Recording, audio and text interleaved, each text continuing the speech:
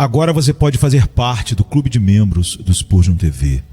Esses são e-books já disponibilizados para os membros do canal. Todos os dias, novos e-books são adicionados junto com outros benefícios que só os membros têm.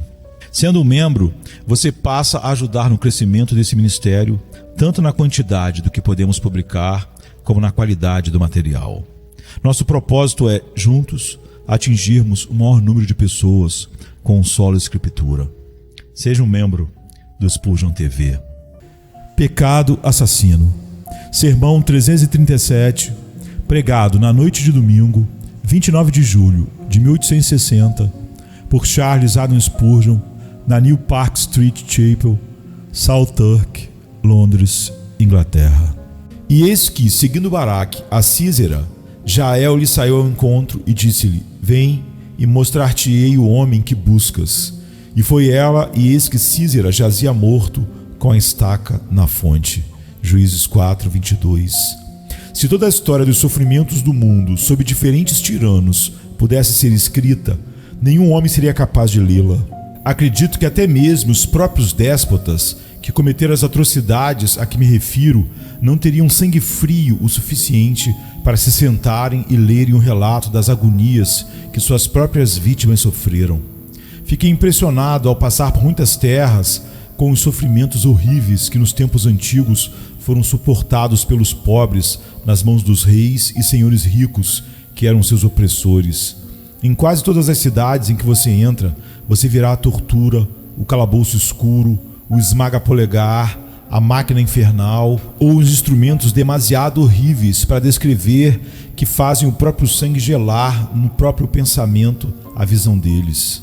Em verdade, ó terra, você foi marcada, o seu passado foi lavrado com muitos sulcos, de suas veias já jorraram rios de sangue, e os vossos filhos e vossas filhas tiveram de sofrer agonias extremas. Mas, ó meus irmãos, eu falo em seriedade sóbria quando eu declaro que todos os sofrimentos que já foram exercidos sobre o homem nunca foram iguais à tirania que o homem trouxe sobre si mesmo, a tirania do pecado.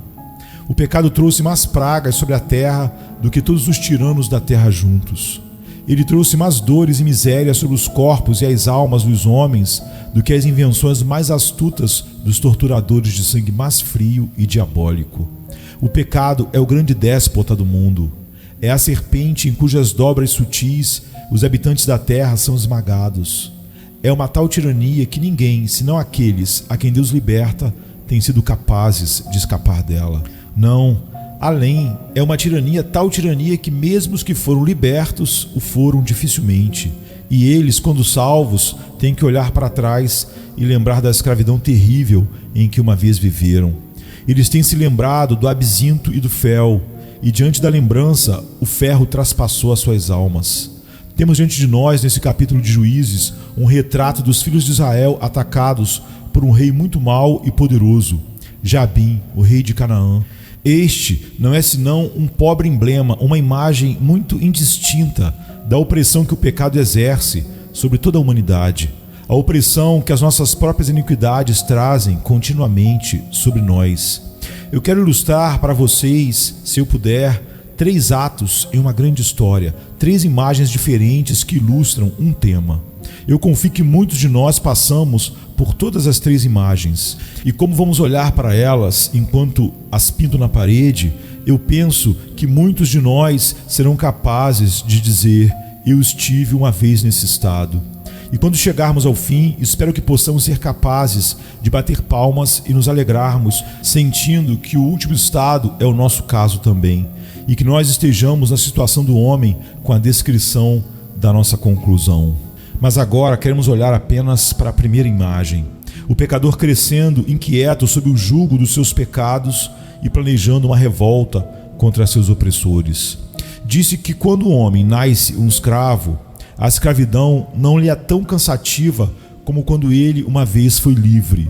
Você encontrará isso talvez em aves e animais que mantemos sob nosso controle. Se eles nunca souberam o que é voar para lá e para cá no ar, de uma árvore para outra, eles ficam felizes na gaiola. Mas se, depois de terem visto uma vez o mundo e flutuado no ar claro, eles são condenados a viver na escravidão, eles ficam muito menos contentes. Este é o caso do homem. Ele nasce um escravo. A criança no berço nasce sob o pecado, e à medida que crescemos, vestimos nossas algemas e mal sabemos que elas estão sobre nós. O costume, nós dizemos, é uma segunda natureza, e certamente a natureza do mal que recebemos faz com que os hábitos do pecado pareçam como se eles não fossem tão servis como eles são. Não, alguns homens tornaram-se tão acostumados com suas obrigações que eles vivem sem qualquer verdadeira ideia de liberdade e ainda se acham livres. Eles levam os nomes de liberdade e se chamam de libertinos, livres pensadores e livres fazedores, quando eles mesmos são os piores escravos e poderiam ouvir suas cadeias chocalharem apenas se eles tivessem ouvidos para ouvir. Até que o Espírito de Deus venha para o coração, tão estranho é o costume natural. Nós vivemos satisfeitos em nossas cadeias, andamos para cima e para baixo no nosso calabouço e achamos que estamos libertos. Somos dirigidos pelos feitores e imaginamos que somos livres. Uma vez que o Espírito de Deus entra em nós, uma vez que deixamos o som de uma palavra de vida e liberdade entrar em nossos ouvidos, uma vez que deixamos o Senhor Jesus falar, começamos a ficar insatisfeitos com a nossa condição. Agora nossas cadeias nos preocupam. Agora sentimos os grilhões muito apertados. Agora temos tempo para um deslocamento mais amplo do que tínhamos antes. E não nos contentamos em estarmos acorrentados para sempre a um desejo pecaminoso. Começamos a ter um desejo de algo melhor, embora não saibamos o que é. Agora o homem começa a encontrar falhas naquilo que ao mesmo tempo ele pensava ser tão excelente. Ele pensa que o copo, que parecia ser todo mel, agora possui traços de amargura em si. A cana, outrora tão doce e palatável, perdeu sua delícia e ele diz dentro de si mesmo: gostaria de ter um pouco de comida mais nobre do que essas alfarrobas suínas. Este não é o alimento certo para mim. Ele não sabe que Deus começou a acender uma nova vida e uma natureza divina nele. Mas ele sabe disso, que ele não pode se contentar em ser o que era antes. Ele inquieta-se e agita-se como um leão aprisionado que deseja vaguear na floresta. Ele não pode suportar tal situação. E eu digo que é agora que o homem começa a agir. Sua primeira ação é a ação dos filhos de Israel. Ele começa a clamar ao Senhor. Talvez não seja uma oração como usamos o termo em uma conversa normal. Ele não pode colocar muitas palavras juntas. É um suspiro que ele não sabe o propósito. É um gemido por algo, uma coisa indescritível que ele não tem visto ou sentido, mas de cuja existência ele tem alguma ideia.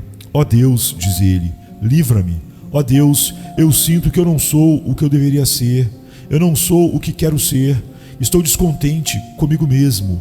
E se a oração não toma a forma real de Deus, tem misericórdia de mim, o pecador, ela significa isso, pois ele parece dizer: Senhor, eu não sei o que é, eu não sei se é misericórdia ou graça, ou que nome isso pode ter, mas eu preciso de algo, eu sou um escravo, eu sinto tudo isso. Ó, que eu pudesse ser livre, ó, que eu pudesse ser liberto. O homem começa agora, notem, a olhar para algo maior do que ele já viu antes. Depois dessa oração, vem a ação. Agora, diz o homem, eu devo começar a me levantar e agir. E se o Espírito de Deus está realmente lidando com ele, ele não se contenta apenas com a oração. Ele começa a sentir que, embora seja pouco o suficiente que ele possa fazer, ainda assim, ele pode fazer pelo menos alguma coisa. Ele abandona a embriaguez de um só golpe. Ele coloca esse inimigo na poeira. Depois, aos pecados de maldição e de palavras torpes. Ele tenta superar o inimigo, mas o juramento profano sai da sua boca quando ele menos espera. Talvez ele lhe dá semanas de luta, mas por fim, este pecado também está superado. Em seguida, vêm as práticas pecaminosas do seu ofício. Ele sente elas ferirem sua consciência. Aqui está outra cadeia para ser lançada fora, outro rebite a ser arrancado. Ele labuta, ele se esforça, ainda clamando cada vez mais a Deus, e finalmente ele é liberto e seu inimigo é abatido. Ele é como Baraque, o Senhor o está ajudando e os seus inimigos fogem diante dele. Ó irmãos, Falo por experiência própria, que luta o meu jovem coração travou contra o pecado. Quando Deus, o Espírito Santo, inicialmente me vivificou, eu mal conhecia essa resistente armadura na qual minha alma poderia se aventurar. Eu pouco sabia do sangue precioso que tirou os meus pecados e os afogou no mar para sempre. Mas eu sabia disso, que eu não poderia ser o que eu era, que eu não podia descansar feliz a menos que eu me tornasse algo melhor, algo mais puro do que eu sentia ser.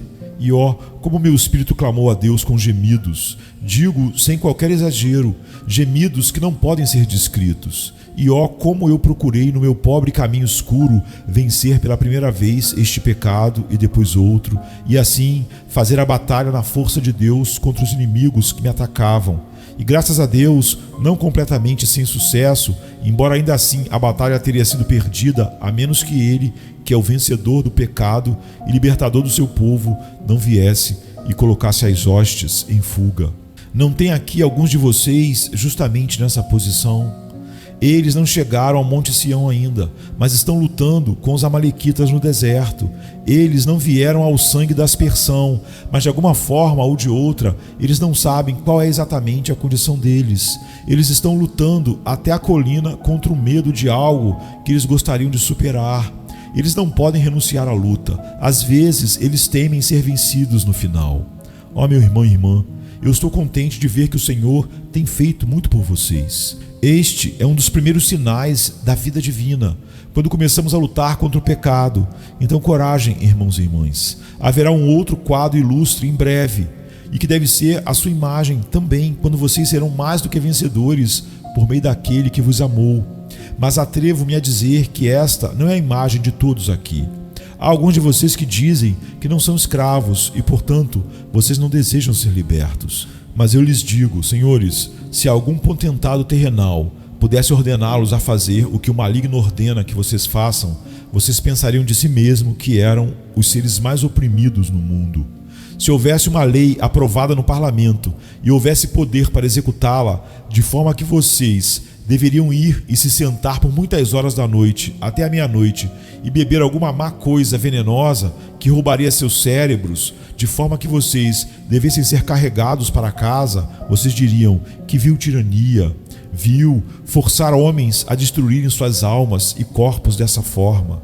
E ainda assim, vocês o fazem deliberadamente por si mesmos. E se no único dia abençoado de descanso, o único em 7 que temos para descansar, houvesse algum decreto para que vocês abrissem suas lojas neste dia e prosseguir seu comércio, vocês diriam: esta é uma terra miserável, pois esses tiranos a governam.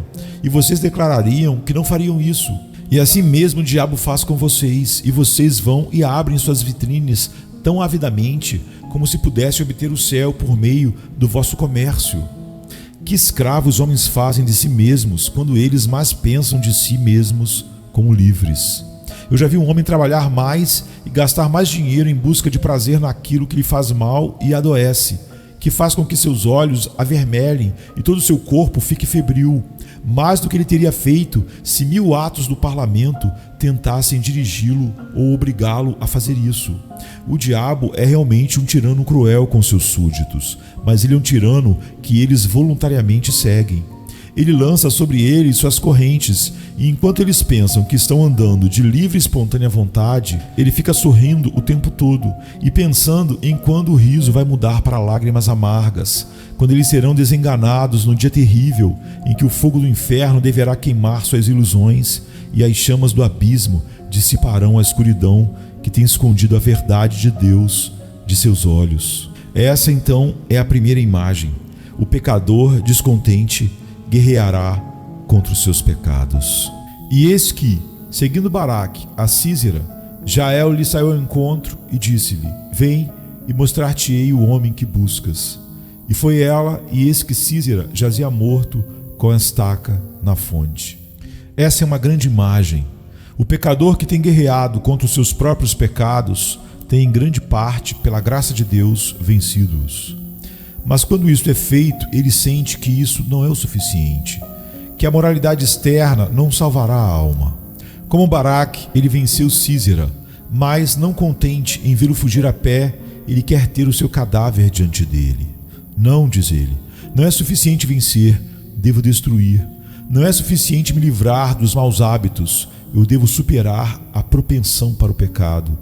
Não é suficiente colocar em fuga este ou aquele pecado, eu devo pisar as raízes da corrupção sob os meus pés. Assim, um pecado em si pode ser morto.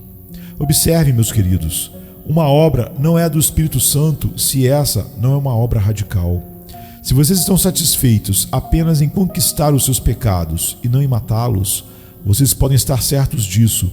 É um mero trabalho de moralidade, um trabalho superficial e não obra do Espírito Santo. Senhores, não se contentem com a expulsão dos seus inimigos, ou eles voltarão para atemorizá-los. Não estejam satisfeitos com vestir a pele de cordeiro. Não estejam contentes até que sua natureza de lobo seja tirada de vocês e a sua natureza de ovelha lhes seja comunicada. Não é suficiente limpar o exterior do copo e do prato. Estes devem ser quebrados e um novo vaso deve ser concedido. Não estejam satisfeitos com a restauração do túmulo. O necrotério deve estar vazio e onde reinou a morte, a vida deve reinar. Não há erro talvez mais comum nesses tempos perigosos do que confundir externo com interno. O sinal externo com a graça interna, a imitação maquiada da moralidade com as joias sólidas da espiritualidade. Avante, Baraque, avante, filho de Abinoão. Vocês têm perseguido ao Císera de sua embriaguez, vocês têm colocado as hostes dos seus pecados em fuga, mas isso não é o suficiente. Císera retornará sobre vocês com 2 vezes 900 carros, e vocês ainda serão superados. Não descansem contentes até que o sangue de seu inimigo manche o chão, até que ele seja esmagado, assassinado e extirpado. Ó pecador, eu lhe suplico, nunca se contente até que a graça reine em seu coração e o pecado seja completamente subjugado. Na verdade, isto é o que cada alma renovada anseia, e deve muito ansiar, e não ficará satisfeita até que tudo isso se cumpra. Houve um tempo em que alguns de nós pensávamos que poderíamos matar nossos pecados. Queríamos levá-los à morte e pensávamos que os afogaríamos em inundações de penitência.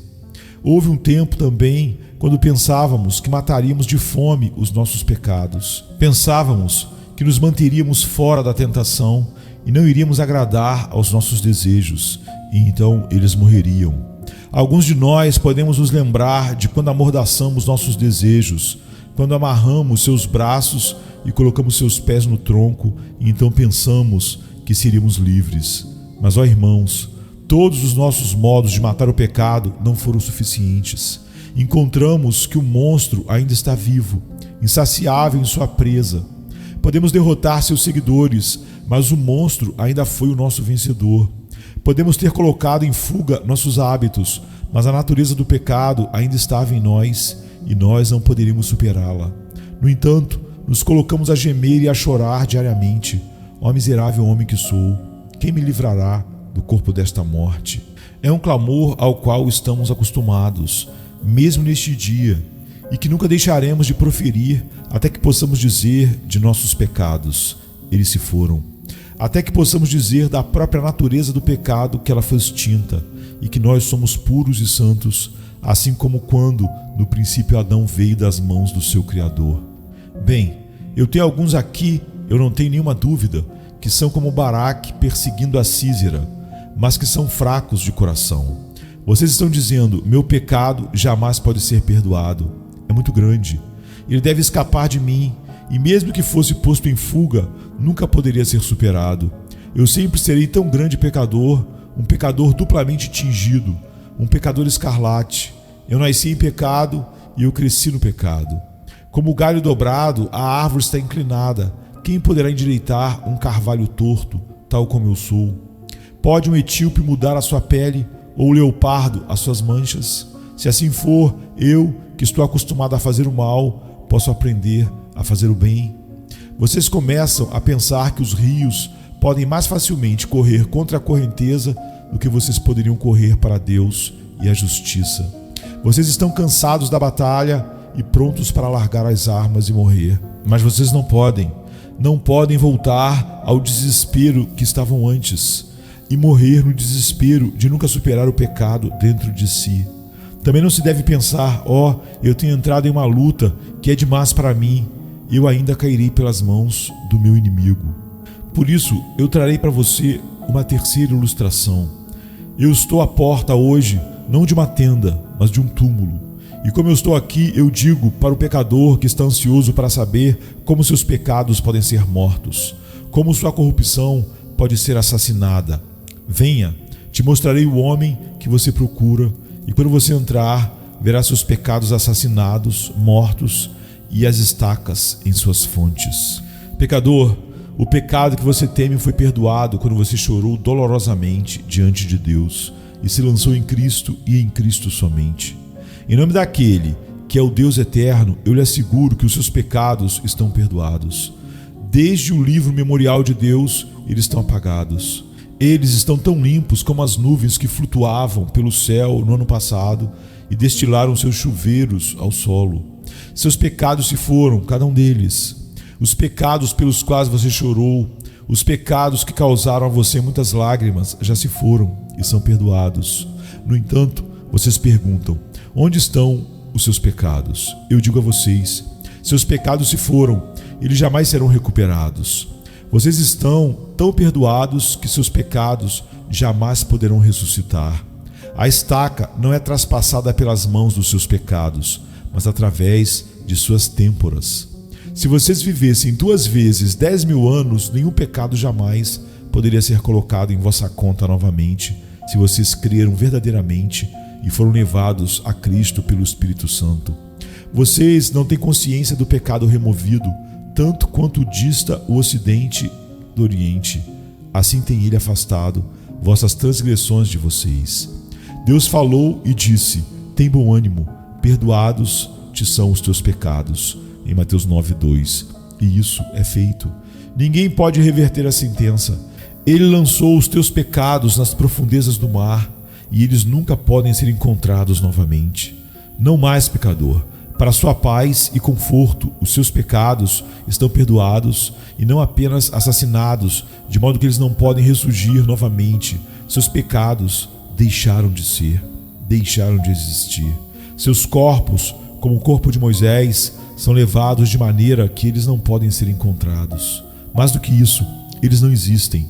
Mais uma vez, ó Filho de Deus, lá não permanece tanto como uma sombra de pecado. Quem intentará acusação contra os eleitos de Deus? Romanos 8:33.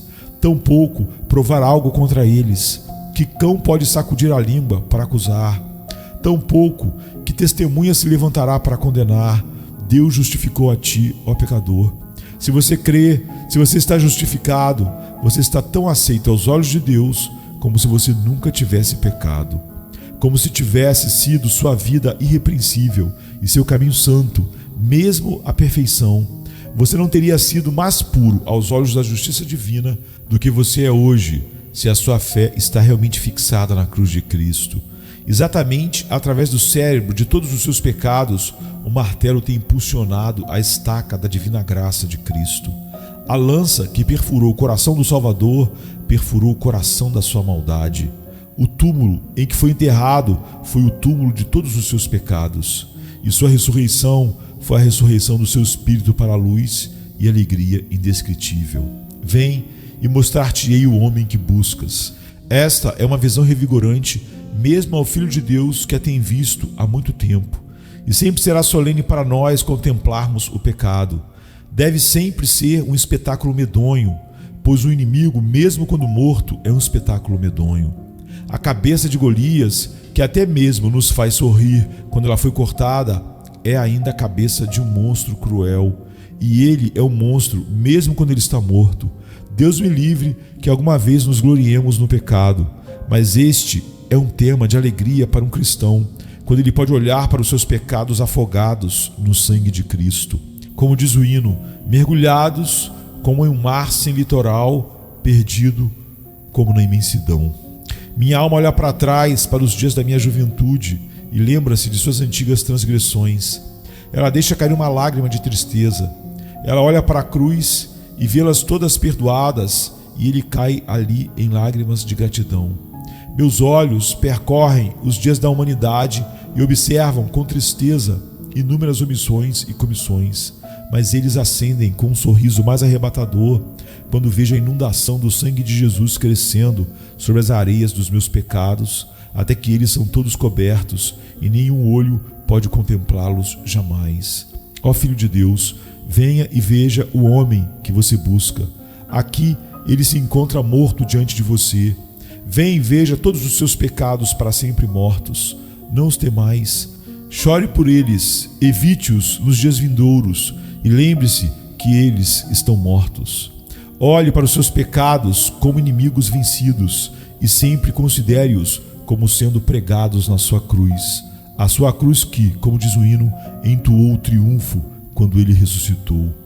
Mas eu ouço dizer, bem, eu tenho fé suficiente para acreditar que os meus pecados são superados desta forma e que eles são vencidos e mortos a esse respeito. Mas, ó Senhor, e este corpo de pecado dentro de mim? Eu não posso matá-lo, não posso superá-lo. Agora, quando nós começamos a vida divina, acreditamos que vamos nos livrar de nosso velho Adão inteiramente. Eu sei que a maioria de vocês teve uma noção quando começaram na peregrinação que, tão logo vocês recebessem a graça, a depravação seria expulsa. Vocês acharam isso assim, irmãos e irmãs?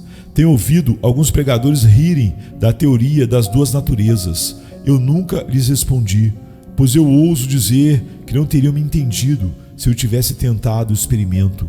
Mas uma coisa eu sei, que a teoria das duas naturezas em um cristão não é nenhuma teoria para mim, mas a verdade de Deus, que cotidianamente prova a si mesma. Eu não posso dizer com Ralph Stein, para o bem e o mal igualmente inclinado, e tanto um demônio quanto um santo. Mas se isso não é verdade, é muito próximo a isso. É lado a lado disto. E enquanto por um lado eu sou capaz de ver o pecado perecendo em meu interior, por outro lado não posso deixar de ver a luta que minha alma tem de travar contra ele, e a guerra diária e lutas necessariamente decorrentes. Eu sei que a graça é o princípio mais forte e que deve superar aquele outro princípio, mas há momentos em que o velho homem parece por um pouco de tempo obter a vantagem. Ismael prevalece e Isaac é lançado ao chão. Embora isso eu sei que Isaac tem a promessa e Ismael deve ser expulso. Bem, filho de Deus, se você tem que olhar para a císera de seus pecados ainda fugindo de você, tem de bom ânimo. É a experiência de todos os do povo de Deus. Além disso, houve muitos que disseram que não sentem isso. Mas meus queridos irmãos e irmãs que sentem isso, apenas eles não usam a mesma linguagem que nós que sentimos isso. Eu sei de um ou dois bons irmãos que dizem acreditar em perfeccionismo, mas acho que toda a perfeição que eles acreditam é a própria perfeição que eu prego. É a perfeição em Cristo. Eles não acreditam na perfeição em si mesmos. Também não creio que qualquer cristão que lê o seu coração um único dia possa conceber a ideia de ser totalmente livre dos levantes da depravação e as inclinações do coração para o pecado. Se existe isso, eu só posso dizer: eu desejo que eu pudesse trocar de lugar com você, irmão, pois minha árdua porção é ter guerras e lutas dia após dia, e destas parece difícil dizer, por vezes, de que forma a questão vai acabar ou como a batalha vai ser decidida. Na verdade, absolutamente não se poderia conhecer isto, exceto pela fé, pois a visão parece conduzir a uma opinião oposta. Bem, tem de bom ânimo, cristão. Embora o velho homem não esteja morto em você, como você sabe pessoalmente, no entanto, eu desejo que se lembre de como você é em Cristo. O velho homem foi crucificado, sabendo que o seu velho homem foi crucificado com ele. Romanos 6,6. E sei disso, o dia virá quando os anjos abrirão a larga porta e vocês que foram ofegantes após seus inimigos, como Baraque pressionando após Cícera, ouvirão as boas-vindas do Espírito. Vem e mostrar-te-ei o homem que buscas. E deverão jazer suas antigas concupiscências naturais, e aquele é o pai deles, o próprio Satanás, completamente acorrentado e amarrado, lançados no lago de fogo. Então vocês cantarão de fato ao Senhor. Ó, cantai ao Senhor, porque Ele triunfou gloriosamente. Sua destra e seu braço santo alcançaram a vitória. Até então, irmãos, persigam os vossos pecados, não os poupem, nem grandes nem pequenos, e Deus vos esforce para que possam lutar bravamente e, por meio da sua ajuda soberana, totalmente superá-los. Quanto a você, pobre pecador, a quem eu há pouco lembrei que você não pode matar seus pecados, nem operar a sua salvação, você não pode ser o seu próprio libertador. Confie em seu mestre, coloque sua alma nas mãos daquele que é capaz e disposto a preservá-la, sustentá-la e protegê-la. E observe-me, se hoje você não terá nada por você mesmo, mas vai entregar-se inteiramente a Cristo, então hoje você está salvo. E você poderá cantar verdadeiramente este hino: eu vou para Jesus, apesar do meu pecado ter como uma montanha se elevado. Eu sei que em seus átrios eu vou entrar, não importa o que possa opor-se. Venha, pecador, venha. Você diz que não pode vir. Meus pecados, venha e vou mostrar-lhe os seus pecados pregados na cruz de Cristo. Mas eu não irei, diz alguém, eu tenho um coração tão duro. Venha e vou mostrar-lhe o seu coração duro dissolvido em um banho de sangue divino. Ah, mas você diz ainda, eu não me atrevo a ir. Venha e vou mostrar-lhe os medos de vocês embalados em um sono eterno, e sua alma descansando em Cristo nunca precisará temer de novo, pois você será seu no presente, seu na vida, seu na morte e seu em uma eternidade de bem-aventurança. Que o Senhor possa acrescentar suas bênçãos agora a vocês, por causa de Jesus Cristo. Amém, queridos. Amém. Venha, se cansado estás, e eu descanso darei.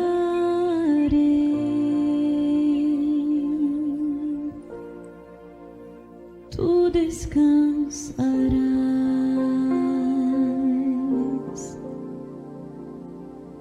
Venha-me se não tens paz, e eu darei paz sem fim. Terás paz sem fim.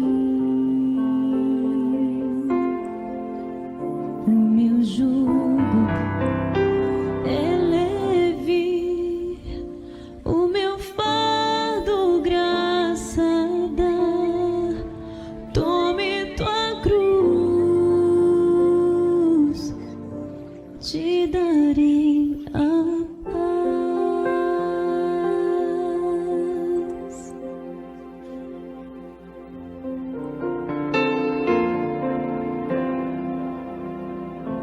Venha o aflito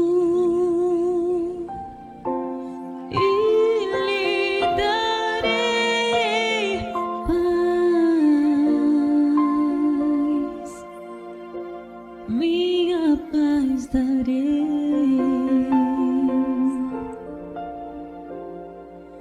Venha-me na dor sem fim, e eu darei paz, darei minha paz. Acalmar tuas águas e falar ao coração: tome meu fardo, te darei a